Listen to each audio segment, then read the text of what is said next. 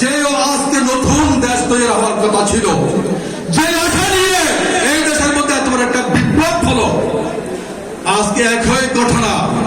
যারা ক্ষমতা, আমরা কিন্তু বিপ্লবের মধ্যে আমরা শরীর দল।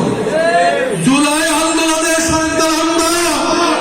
যদি বা কেউ কেউ বিপ্লব আন্দোলনকে, জুলাই আন্দোলনকে কেউ কেউ নিজস্ব স্বার্থে ব্যবহার করছে, আমরা কিন্তু জুলাই আন্দোলনের অংশীদার ছিলাম। আমরা নতুন নয়।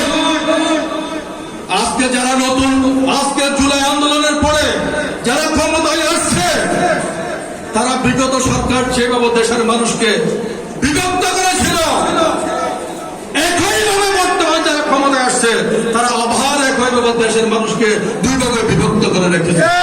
এটার জন্য আমরা দীক্ষা জানাই, প্রতিবাদ জানাই।